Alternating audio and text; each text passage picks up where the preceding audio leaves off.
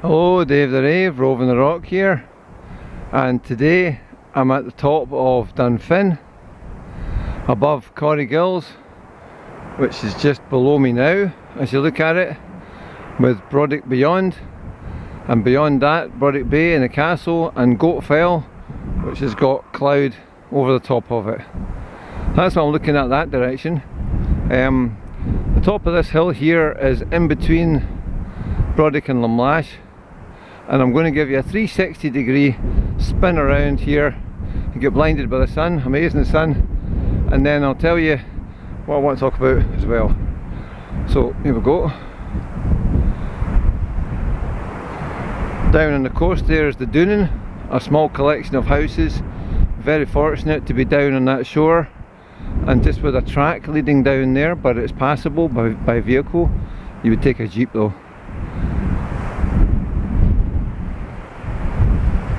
Looking over to Cumbria, both the Cumbrias, and the logboat is just going out there.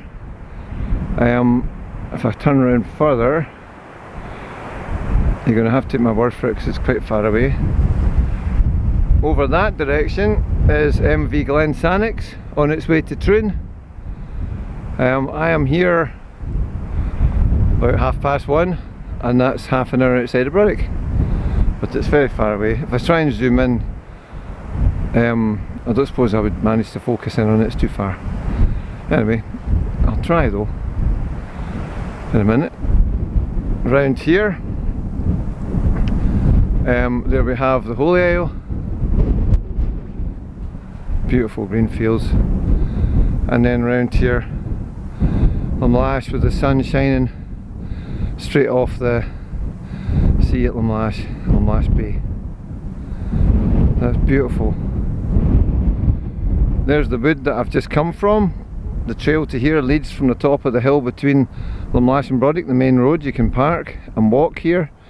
It's 2 miles roughly, and it's worth it. It's a lovely path all the way, first class quality forestry trail, right up until the point you can see there where the trees are, and then it's just a small, well-made trail. Spectacular views here. Just an even gradient as well. There's nothing really steep about this walk, so this is terrific for walkers and runners. I ran it, but you could just as easily walk it, or probably cycle it as well, actually, if you had the right bike. Okay. So the thing I wanted to talk about is actually running.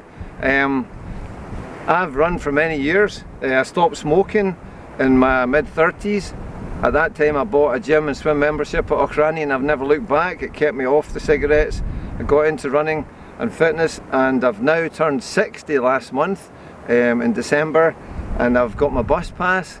I'm what they call a vintage runner, and I quite like to set targets to mark certain occasions. When I was 56, I ran right round Arran without stopping, with no help from anybody, in 9 and a bit hours. And that was the 56 miles round the island. So that was how I celebrated my 56th birthday. That was extremely hard. Hardest thing I've ever done. I don't recommend it. This time I thought I'll go for something just as hard but gentler on the body. And the target I've come up with is a sub 20-minute 5k with a bus pass in my pocket. So that's what I want to do. It would be wonderful to achieve that. If I do achieve it, that would be terrific. That would be my goal achieved.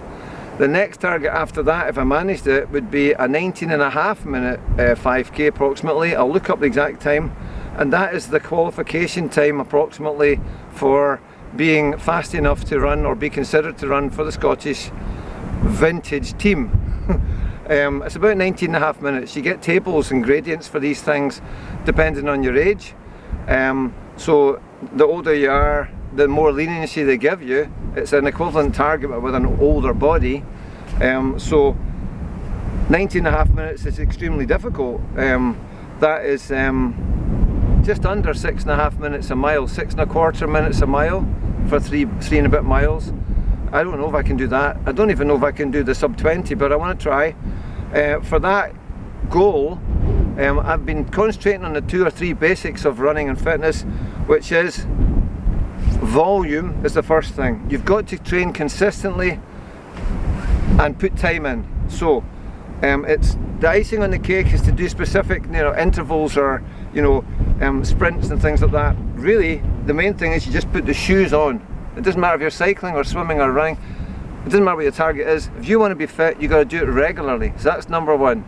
Consistently. I've been doing exercise every day since my birthday, December the 17th. Number 2 is the volume. So you've got to try to increase the amount of time that you spend exercising. I've done that as well. My job is now part-time actually, first time ever. 22 hours a week is all I do, so I can do that, and I've done it consistently. So I've got a month and a half of consistent training, decent training behind me. Number 3, you get your weight to a slim level if you can, or at least less than it is. For 95% of people in Britain, that means, to get your weight right, you have to lose weight, because most people are too heavy to be the fastest that they can be. I am slim, possibly even skinny you would call me, but I have lost weight since I upped my training, I've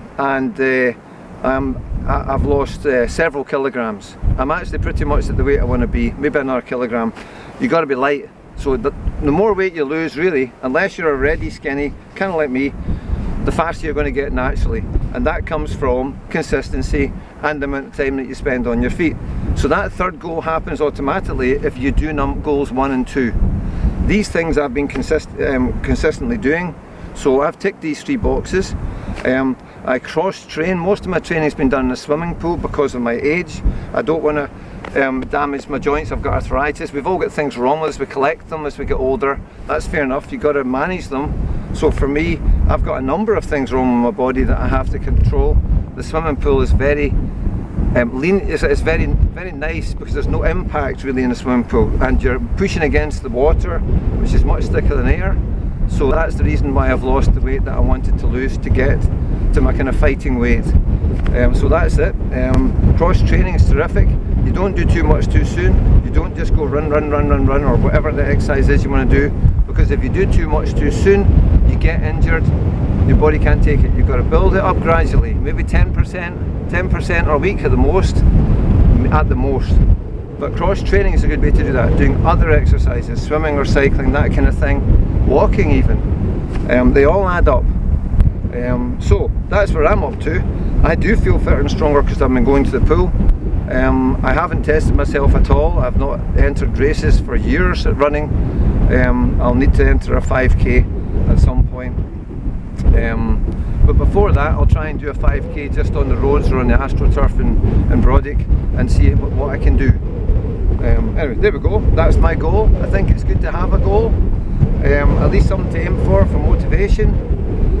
But that's my cornerstones. Consistency, cross training, keeping the weight right, putting the shoes on. Nothing fancy. Then for me as well, I like to keep my diet good. I concentrate on fruit and vegetables because they're anti-inflammatory, they help you recover. So that's the cornerstone of my diet, fruit and veg. It's really simple. The more the better, the less meat, dairy, especially sweets, biscuits, that kind of thing, crisps, which I do eat a bit of, but I've cut it down. You just got to try, make an effort in that respect, and get your sleep as well. That's the other thing. So basic stuff.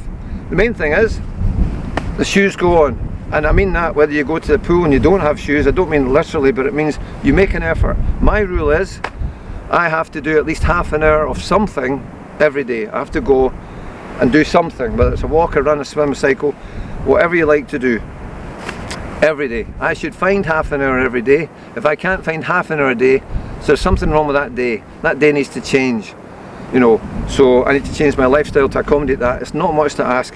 And being that I work part-time now, my rule now is I want to find at least an hour of every day, but I can afford that luxury because I don't work as hard as I used to. You've just got to manage with what you have. Okay. So that's my goal. I'm excited to see what I can do. I have no idea. I haven't tested myself. I've hardly run. I maybe only run 5, 6, 8 miles a week, something like that. A couple of wee short runs a week, that's it. And I don't even go fast. So I've no idea what I can do. But I'll tell you this, going to the swimming pool has really helped me, and I feel good. So there we go. And we'll see how that translates to running times. The main thing is, for me, running and walking, cycling brings you to a place like this. This is beautiful, it's terrific, and I simply wouldn't be here if I hadn't put the shoes on and gone outside. And it hasn't even taken me half an hour to get here. I don't know exactly. I'm thinking 15-20 minutes, a couple of miles, 10 minutes a mile, uphill. I'll go back down the way back, easy. Beautiful. Come back round behind the camera here. Absolutely stunning. And it doesn't matter what pace you go at. One more thing I'd say, if you're a walker, you're going to burn the same calories walking a mile as I burn running a mile. It's the same. So it doesn't matter if you walk or run a mile, you're moving that mass for that same distance.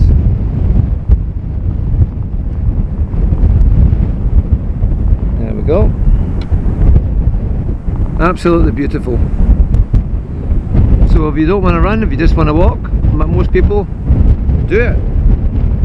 Might take a bit longer than running, but it's going to burn exactly the same amount of energy, and there's less impact with walking as well. You're almost certainly not going to get injured walking as long as you just build it up slowly. And this is the time of year to do it, because you can see it's beautiful.